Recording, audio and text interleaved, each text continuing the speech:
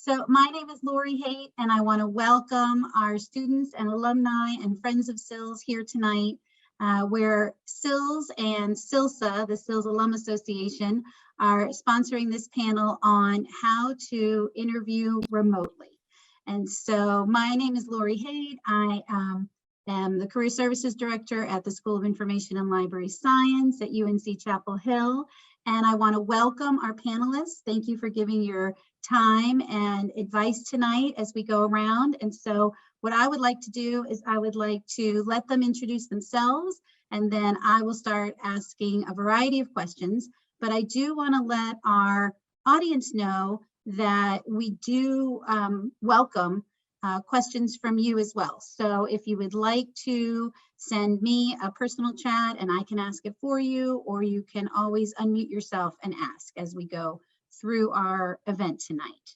So how about Lisa? We'll start with you. If you could give us an introduction, please.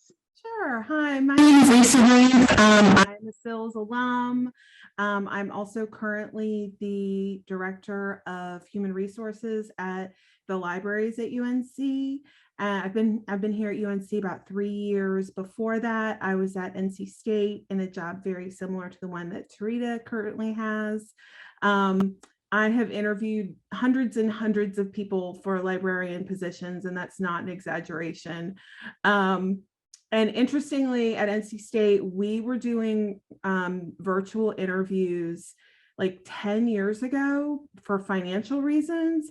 And it was a whole different kettle of fish back then. I feel like most everybody kind of gets the Zoom thing now, but it was scary back then. So anyway, we'll talk more. Nice to meet you all. Thank you, Lisa. Carrie, can you go next for us? Sure. Hi, everyone. My name is Carrie Hintz, and I'm the Associate Director of the Rose Library at Emory University.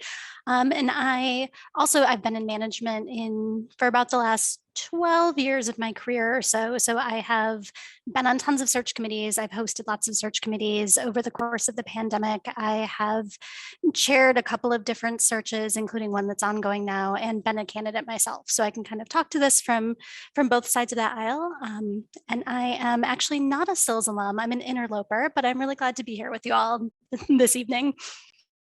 Thank you for joining us. Tarita, can you go next? Yeah, absolutely. Hi, folks. So my name is Tarita Anantashai. I use she, her pronouns, and I'm currently the Director of Inclusion and Talent Management at the NC State Libraries. Like Carrie, I'm also an interloper. So I'm not a SILS alum. I went to the University of Illinois at Urbana-Champaign.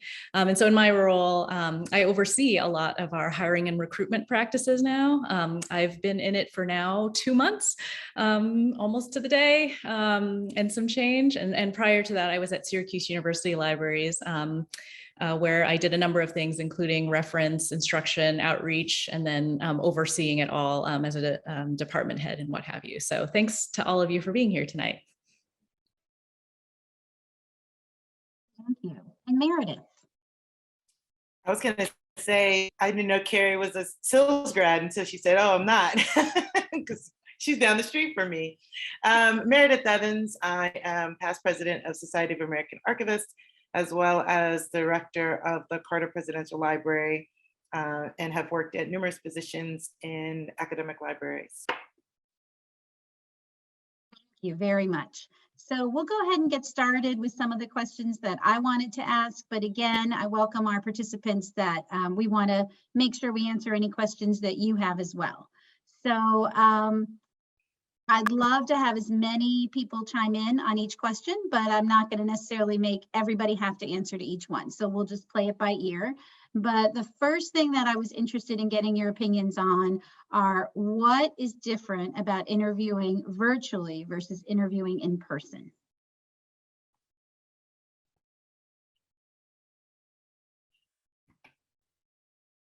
Are you going to call on each of us, or you just want us to answer? No, I'm going to freeform it. So when people, if nobody goes, I'll start picking names, but I'm going to let people chime in when they want. So I feel like what's different for me in terms of virtual versus in person is you don't get to know the people you're being interviewed by or who you're interviewing. you don't really get that interaction that you would in person. So that tends to make it a little more uncomfortable, I think. And also just technology itself. You never know when something's going to go down, when your sound, your lighting, your computer, or whatever is going down, or if noise comes behind you or in front of you. It just makes it challenging. Whereas in person, it's just not like that. Yeah, so one of the things I was thinking about when looking at this question is trying to highlight some of the things that I think are kind of good or assets about doing a virtual interview, because I agree with Meredith that like it is a lot harder to kind of forge those personal connections and to really feel like you're getting a good sense of the folks that you're hopefully going to be working with, or you're trying to assess whether you want to work with them. But some of the tools that I think can be really useful in a virtual interview is you do have, it's easy to have kind of some of your talking points like up on a screen in front of you. It's easy to have that checklist there of things that you want to make sure to cover, that you want to talk about, things highlighted in the job posting that you want to cover. So that's kind of a thing that you can take advantage of in a virtual interview that is really helpful. Another thing that can be really helpful is you can always ask the folks who are interviewing you if they will put the text of their questions in a chat. Most of the time when we're interviewing, we have a set list of questions that's written out in front of us, especially for first round interviews. Maybe not everyone will be willing to do that, but I think that that's a way that people with different learning styles can be accommodated, is by asking for the text of that in a chat. So that can be a helpful thing to go back and refer to, and that those virtual tools can be an assist there too. So trying to think about ways to take an experience that is a little bit uncomfortable and doesn't feel quite as natural, and find the ways to use those technologies to your advantage is a way to kind of help put yourself on good footing, and to just remember to use some of those opportunities that a virtual interview gives you.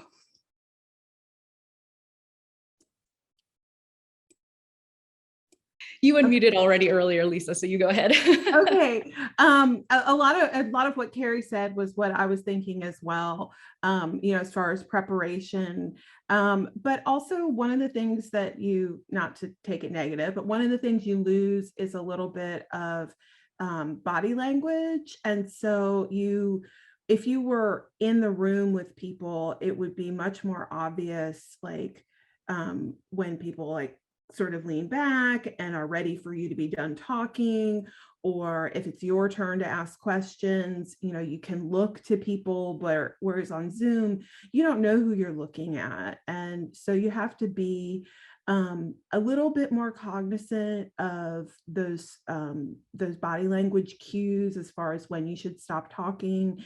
And then when you're asking questions, I think it works really well to actually like direct the question at a person, because nobody can tell who you're looking at, who you meant to ask the question of. And then just thinking about how you prepare a little bit differently. When you prepare for an on-campus interview, you think about your whole outfit. And I mean, this is like really, really silly stuff, but like, when you're on Zoom, you're only thinking about, your from the waist up, but you also have all of this back here to worry about. So, be thinking about that. I was joking that I was kind of being a what not to do. Like, don't have a dark room behind you. It makes you look weird. Kind of like what's happening to me right now as the sun goes down. So, think about all of those little things, because you don't want people being distracted by all those little things. Yeah, and you actually took part of what I was going to say also, Lisa. So I guess the other sort of, and we'll probably talk about this a little bit more in the next question, is even though it may not always feel like it, at least in a virtual interview, when you're most likely in your own space, you have the opportunity to be able to define the space that you're going to be having your interview in, as opposed to going to the library or organization into a room you've never seen before, right? And so that sort of preparation ahead of time, like as an example right now, my laptop is actually propped up on something, because otherwise I'd be looking down at all of you. right now and what have you. So trying to find, not only, what colors or what have you may look nice on you on that particular day, but what else is it that you can do within your environment to make you feel calm and ready. Sometimes that might mean like locking the dog in another room and things like that and what have you. I think folks are giving a lot of grace for that sort of thing, but whatever it is that can keep you sort of calm and ready, like you can actually define that a little bit more. Yeah, I think that's what I'll mention for this question. That dovetails well into our next question about how to prepare. So Carrie mentioned some things and Tarita mentioned some things, but what is within your, as a candidate, what is within your scope that you can try to make as smooth as possible for the first impression that you're giving on an interview?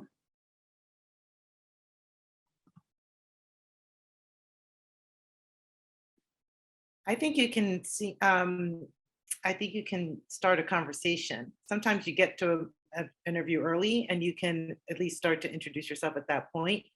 Or just make sure you're really comfortable. If you have a glass of water early next to you, I think preparation is important in terms of what you wear, particularly, like not too much jewelry, certain colors, not too much pattern. You don't want to be confusing to people. You don't want others to be distracted by what you have on or what you're doing, and that you're comfortable. I think it's really important to be comfortable. And it's interesting, a lot of the things that they said is true, but you yourself need to be comfortable. So I know people like to do dressing half up, but if you're interviewing and you're not comfortable interviewing, then you want to be fully dressed so that you have that interview in your mind and that's what you're presenting and projecting. Sometimes if you're half and half, that's what you present, right? So if you have swim trunks on and your suit jacket, you might be the fun interviewer. I don't know, but it does make a difference, I think. I think it's worth thinking about the color that you wear as well and patterns. I probably already said that, but I sat in an interview and it was so distracting and it was so bright that we almost stopped asking questions. And so you just want to be cautious of things like that. I also say to prep for your interviews. Take a friend or somebody with you who you can, before it happens, that you've gone through a couple of questions, that you've presented yourself well and get feedback. I think it's, if you're taking notes or you're going to ask for questions in the chat, I think you need to do all of those things ahead of time and prep the interviewer so they know that that's what you're doing. I might need to take a moment to write something down, or you should say things like that. And you should make sure your cell phone is off. If not off, your volume's down. People use their cell phone to take notes sometimes, and they use it a lot and it's around, but make sure the volume is off, because that's the worst, when it starts ringing or pinging, or you start laughing because you look down and you saw a tweet or a Snapchat or whatever. It's distracting. So I think there's certain things that you should prep for the interview like you would normally prep for an interview, but just be more conscious of your surroundings and your attire. Maybe that's the short version. Meredith, I'd love to expand your part about the casual conversation at the beginning. I think that can be very overwhelming for candidates, right? Because there's this whole idea that you're going to say the wrong thing. And so what have you experienced that people have that counts as casual conversation that is still professional? Honestly, I think how are you today is good enough. Or where if you know where you're from, hey, it's snowing where I am, it's, how's the weather there? I think it's important to have that. Some people have you in a waiting room and some people do not. And then even when you're out of the waiting room, sometimes you're still waiting on another interviewer to come on. And I think it's okay to let whoever's on say, hey, I'm really excited to be here. It's a great day where I am. It's when, I might take some notes. So if I look down, I'm just writing. I think it's fair to have those little snippets. And I think that person will embrace that. I don't know too many people, interviewers, who are going to all go, why is this person talking? Or, or will ignore. I think there will be some kind of dialogue after that.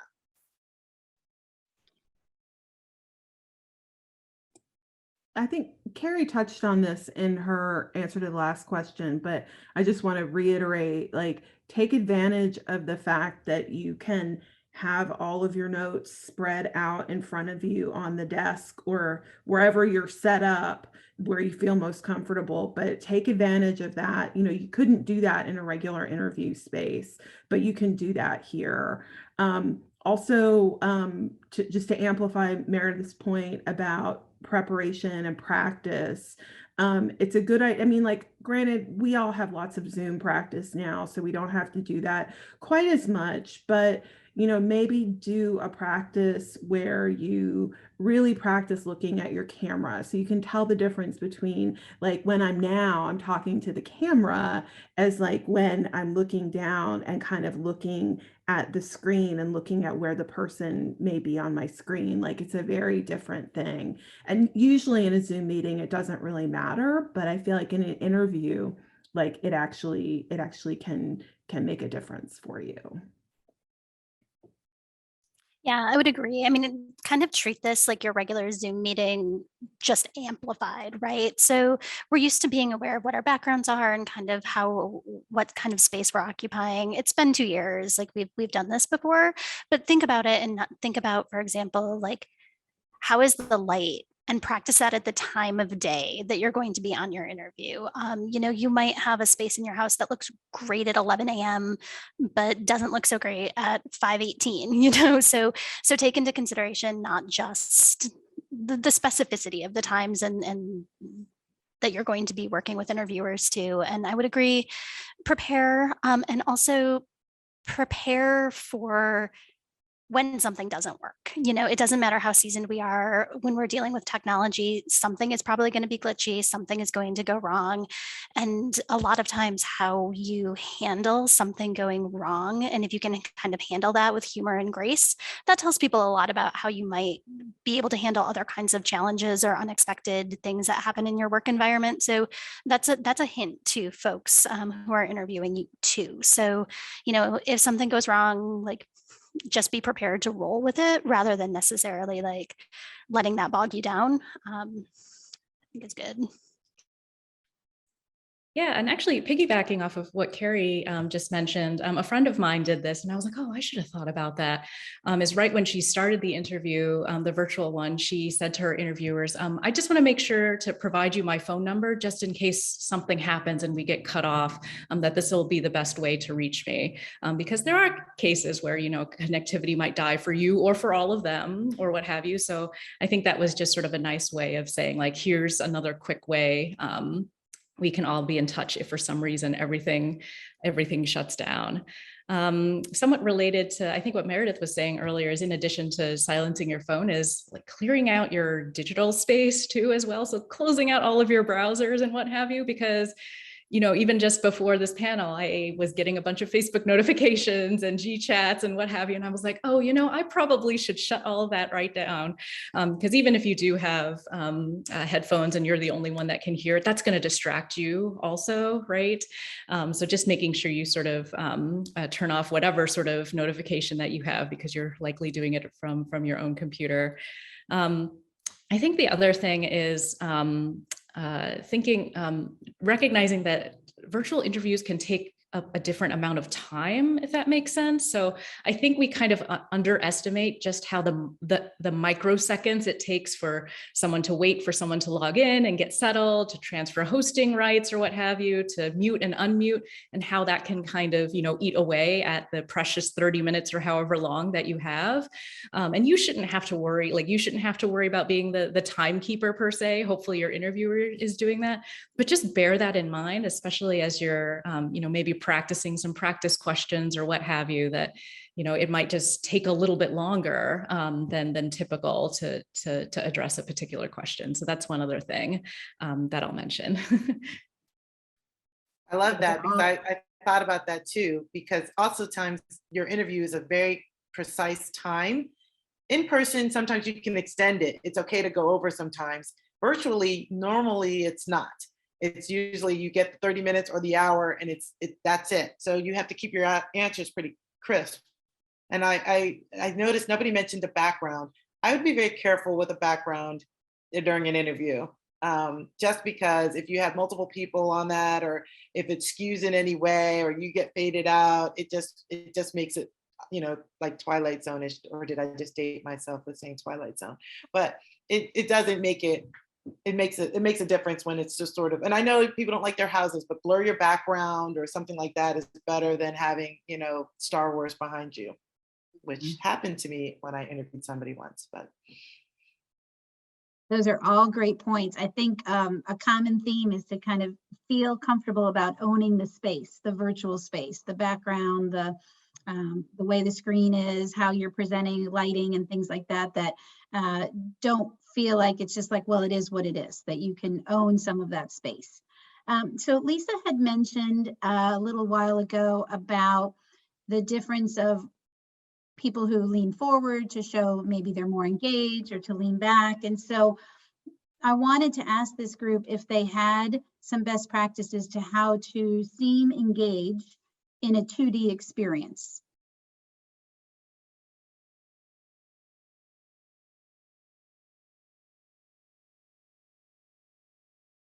So this is a little bit less about sort of body postures and things like that. Although I'm very sympathetic as a person who, I'm doing it now, I talk with my hands. And so I feel like that always comes across as very strange on a video in a way that feels really natural in person. So I'm always kind of checking that. But one of the things that, and this piggybacks on something Meredith said earlier about how it's kind of hard to do that rapport building casual conversation thing. And so one of the things that I think really helps about a conversation feeling relaxed, or an interview feeling more relaxed, is when you can create a little bit of that back and forth. So I think that taking a question that someone gives you and being able to turn that around and turn it back on the interviewers is something that kind of helps the whole experience feel more relaxed. So if someone asks you something, if you can turn around and say, hey, that's one of the things that I had on my list of questions for you, was how do you handle that type of a thing, and what is your typical way, or what is your organizational hierarchy around that, and how do you navigate that? Because otherwise it may be a little bit hard to find those opportunities to be conversational in something that is a very conscripted, like 30-minute Zoom call. So that's like one hint for trying to make the experience feel a little bit more back and forth and less like just an interrogation.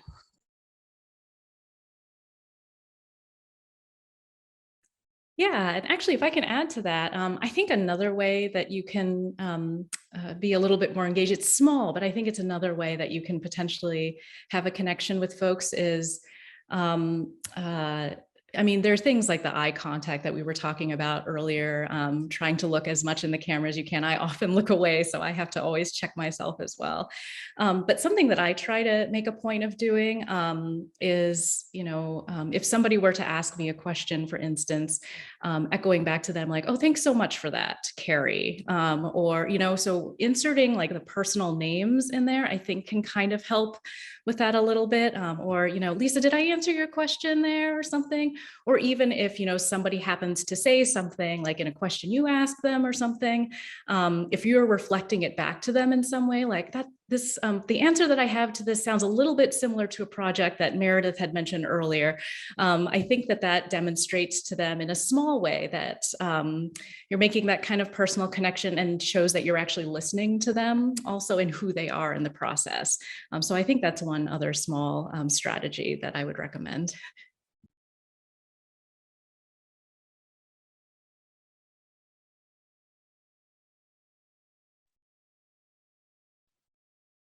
So the engagement is important, and also the being relaxed is important.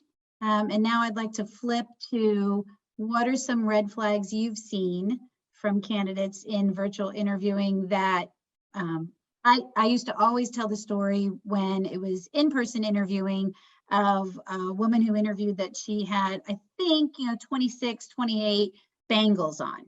And so the whole day it was like, and then on the desk, and and it was so distracting, similar to our story about backgrounds being distracting. And so, that's an easy thing to notice as it's happening, right? You want to actually think about that before you prepare for the interview. So are there any things that you've come across that you would say, oh, this really hurts your interview experience? I would say a lot of movement and the tone of your voice are two things. Um, I would also say I'm really big on letting people know you're taking notes because it is Zoom. So if you're not looking at the camera and you're looking down, people want to know.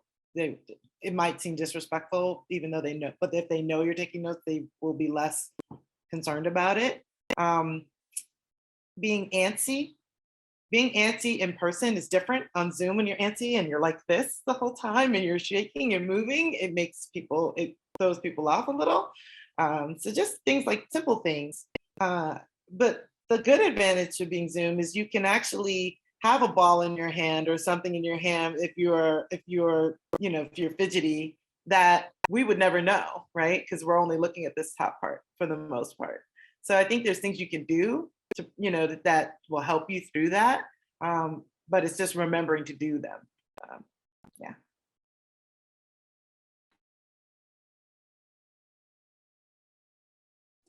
I think a lot of the red flags that I'm thinking of are red flags that would be problems in person interview too. So like, don't lose sight of like regular interview etiquette as well.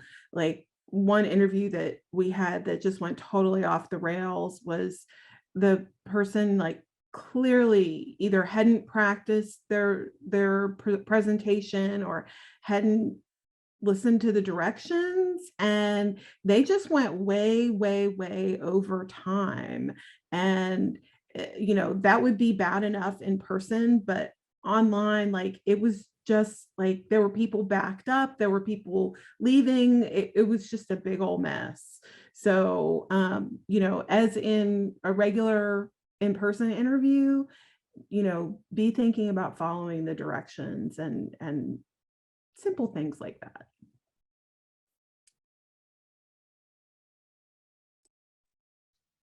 Yeah, if I could add on to that about the timing, Lisa. So a lot of times with academic librarian positions, the candidates are asked to also do a presentation. And usually there's clear directions of like, there's this much time, so we expect the presentation to be this much, to leave time for Q&A afterwards. And you don't want to be too short, but you certainly don't want to be too long. And so have you seen any, like, are most people just right on the nose? Like if you say 20 minutes, by 20 minutes, you're literally saying, are there any questions? Or is there a little bit of grace around those times that isn't then moving into that example of being unprepared?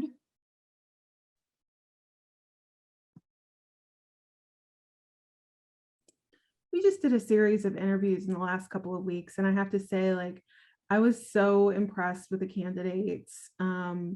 They really did get the timing spot on.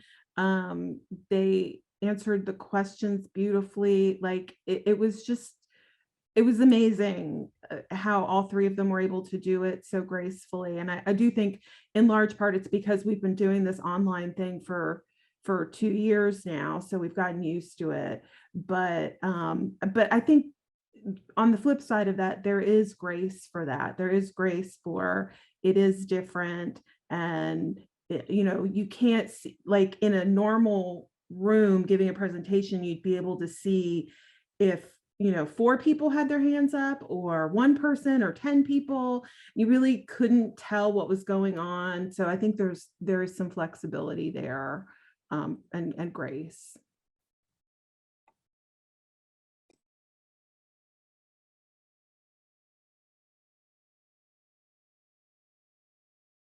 I will say your facial expressions matter.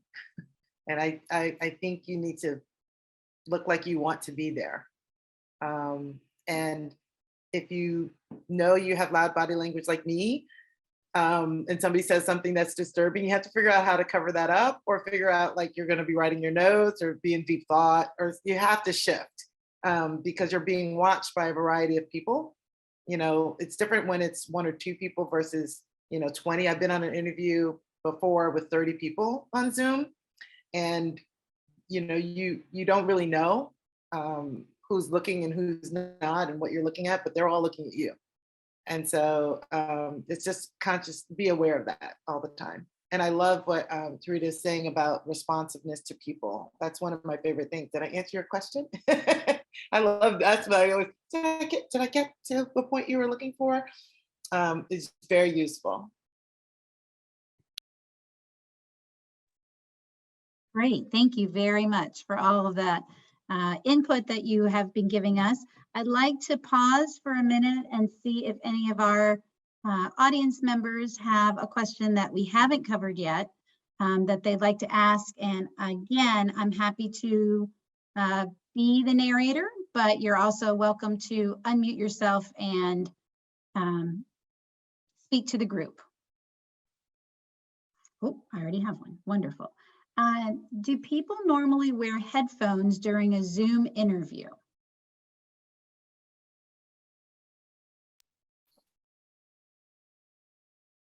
I don't know. For me, it's hit or miss. I've seen some people do it. I've most of the time I see people not doing it.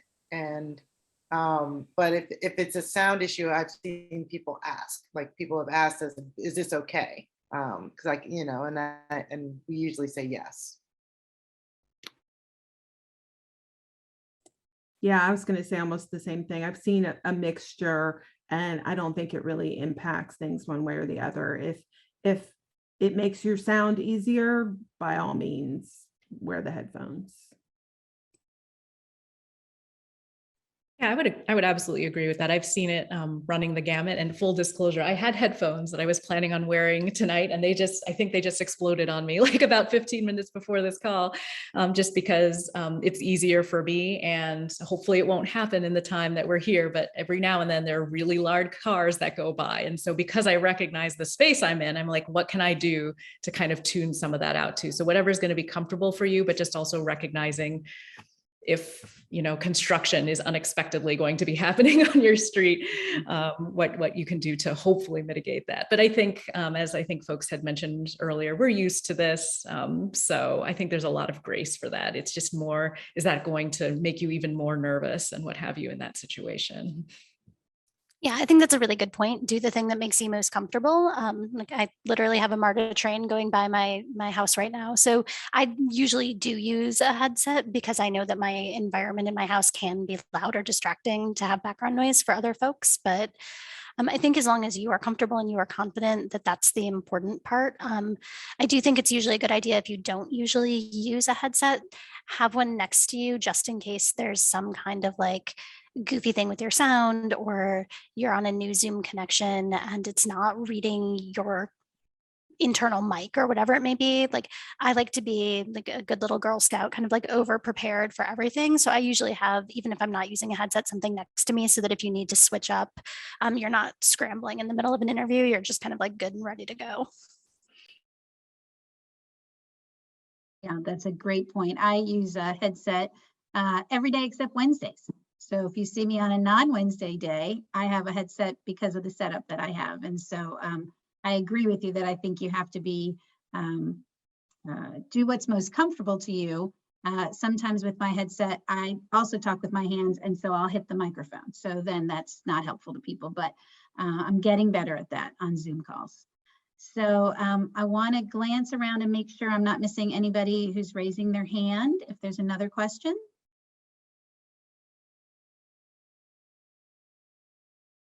I will also say, while we're waiting on questions, I will also say it's always good to over communicate. We say a lot that everybody's used to Zoom and Google, where everybody's used to it, but that's not really always the case. And people still apply their in-person beliefs and understandings in Zoom or Google Meet or Microsoft Teams or whatever they're using. So I think it's always good to over communicate. I'm about to do this, or I'm more, I'm going to use these headsets, or I'm going to do that, so that people are aware you're talking them through. I have a pet, but I put them away, but they may come out. I mean, I just think it's over communication is always a winner, because when your cat jumps in your lap, it's funny, it's cute, and people will laugh, but then there'll be some people like, why did they're not prepared, I mean, there's always one person that's like, oh, why aren't they prepared? Why wouldn't they in a special room? Or, why are their kids home? I mean, there's always going to be that one or two people that think that way still. So I think you just have to over communicate throughout the process. Or hopefully your interviewer has set it up so that you that's allowed. Like, we know that this may be challenging or difficult, and we're okay with that. I've had a lot of situations where people have sent me or sent my colleagues, this is how this interview is going to go, and this is our expectation. Make sure you're in a space that's quiet, this. And once they give you requirements, then you really kind of have to honor those things, because they've laid the expectation. So I just think, we say everybody knows and is comfortable with Zoom, but you still need to be aware and just over communicate, so that if something does happen, you've already acknowledged it, that it's a possibility, right? Yeah, I think that's such a strong message in terms of there is a power dynamic at play in interviews, right? I mean, as the candidate, even though it's supposed to be a conversation and there's supposed to be dialogue that makes sure that the person that has the talent matches up to where the opportunity is, there still is this power dynamic that the employer has an opportunity that the candidate would like. And so I think the default sometimes is to not want to make waves. And so I feel like just hearing that the over communication thing is welcome and helpful will allow people to not feel like, I would really like to say something, but I don't want to because I don't want to appear like, it's like, no, you know, that makes you, it's some of your personality coming through, but it's also helping to kind of clear the air on expectations. So I think that's great information to share.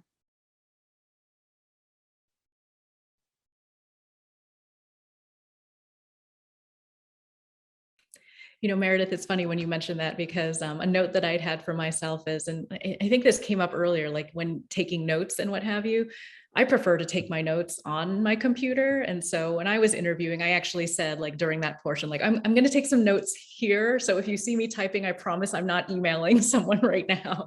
That got a nice little chuckle here and there. But yeah, so just so people were aware of what was happening if they suddenly saw my fingers doing things. Mm-hmm.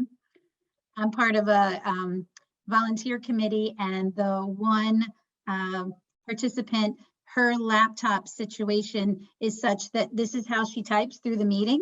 And it's so funny because the first time I was in the meeting, I was like, what is going on? And now I understand that the way her laptop is set up, that's just normal, but everyone else expected it. And for me, I was like, why do I see your knuckles the whole time? What's going on?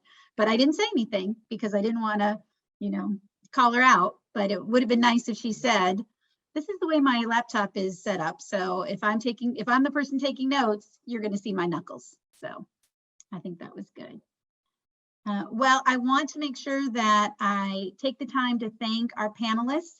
I know there are lots of opportunities to do things that you'd like after 5 p.m. and that you volunteered your time and expertise to talk to SILS students really means a lot.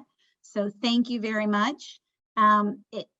We like to, on these recordings, see if any students want to follow up, if there's a best way to reach out to you. And so just let me know if you're comfortable sharing your contact information with students who see this and then have follow-ups. And I'm happy to pass that information along to them if you're comfortable. Oh, I think there was one more that came in. How can a candidate answer questions that require an extended amount of time, but you're in a constraint of time? So how do you decide how to best answer in a short, like say it's a 30-minute interview, we're going to ask you 7 questions. So doing the math, you can't take 5 or 6 minutes on this answer, but there's a lot to it. How do you decide what to parse down and share?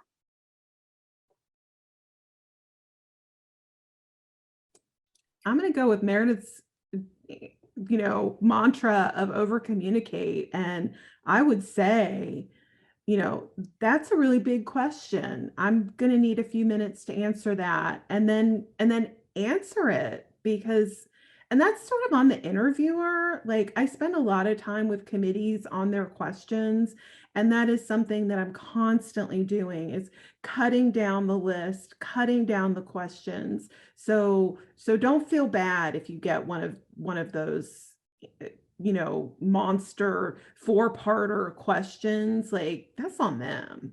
but answer it, say, oh, that's a big question. Let me see how well I can answer that. I would also say that we talked about practice, but it's also about getting information about the interview before it happens. You want to know how long it is. You want to know how many people will be interviewing you. If it's an hour long and it's 10 people, do the math. It seems to me that they're gonna ask a 1 to 2 minute question and you're gonna only have like 1 minute to respond, unless they have somebody as great as Lisa, who's prepping their questions. I've sat in a lot of interviews, and I'm government right now, so we do components, and it's like a 6-part question, and it's an action question. You have to kind of tell us an example and how you did it and why you did it and who you did it with. That could take forever. We can only get maybe 3 of those questions in within an hour if there's more than 4 people interviewing you. So asking some questions earlier so that you can practice means the world, because then you'll be much more prepared, and hold them to the fire. If somebody says, oh, we're going to interview you for 40 minutes and then you have 20 minutes for questions, like try to keep your answer, shorten your answer and say, hey, I'm going to shorten this answer because I really want to have a chance to ask some questions, but then actually have some questions. But I think most people will tell you what the format is before you start, and that should give you an idea of how much time you have per question to answer. I think another thing that you can do is, what your first question is going to be, right? It's going to be some sort of variation on why are you interested in this job? Why are you the right person for this job? So when you're practicing that answer, like have that down pat, exactly what you need to say there, but that's also a place where you can communicate the things that are important to you and some really key highlights of your own skill set. So then you can refer back to those things into things that you've already answered. When you get those big questions, you can say, you've already established that something is a really important thing that you are bringing into this conversation. And so you don't necessarily have to set the entire stage again. So use that question that that you're going to be able to expect to do some heavy lifting for some of the things that are going to be coming down the line after it too. Yeah, have examples. Have examples ready. They've looked at your resume or they've looked at your cover letter, so you can, I always tell people, your cover letter, you can highlight one thing on your resume, but in the interview, you want to give examples specific to whatever is on your resume, right? Or you want to expound upon your cover letter. So have those examples already ready, and then you'll feel really comfortable. And those examples could probably fit in pretty much any of the questions that they ask. I'm with Carrie on that. Yeah. We have a few more questions that have come in. The next one is, do interviewers often ask questions about candidates' preferences about remote work these days? How would you approach that? Or how would you approach those questions? That's a good one. And, at UNC right now, we're in the midst of everything's in flux. So I think be careful, as the candidate, what you ask and how you answer. I mean, if that's super important to you and you can't take the job unless they allow 100% remote, then, you need to make that clear pretty early in the process. But, asking kind of nuanced questions about what's the situation with remote work like right now, things like that, instead of sort of, coming out of the gate like, well, I want to work from home 2 days a week, of course. So that would be my answer. And I think that that's also a little bit getting at there are certain types of questions that are best put to HR when you're in this kind of a situation, and certain types of questions that are best put to the hiring manager or to the search committee. And so something like, how are you handling a transition back into doing more in-person research? That's a great question that you can put to the search committee, and they can talk about the different ways that a library is negotiating that. If your question is, can I work from home 2 days a week? I would start by doing that kind of negotiating with HR. Think about that as sort of you're not going to be talking about your salary package for the most part. That's an HR conversation. So kind of think about when to talk about those different kinds of arrangements, and who are the right people to talk about them with.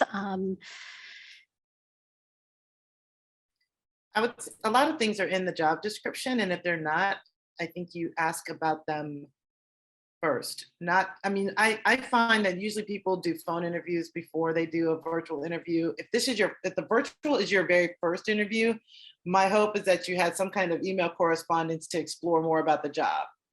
If you're at the 1 hour mark for an interview, then there's some things that you should have investigated before you got to that interview point.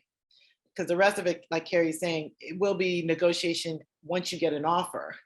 And so, don't waste your time or their time if they're not even interested in having hybrid schedules. I would say things like flexible schedules. I don't often use the word remote. I love the transition that Carrie mentioned, like what's the transition to go back into the space? But people should be offering that information up front. And if they're not, then you should explore it before you get to the point where you really want to interview. Because then you're wasting everybody's time if that's a deal breaker. If it's not a deal breaker and you're just inquisitive, that's okay. But if it's a deal breaker, then you should kind of explore that early on.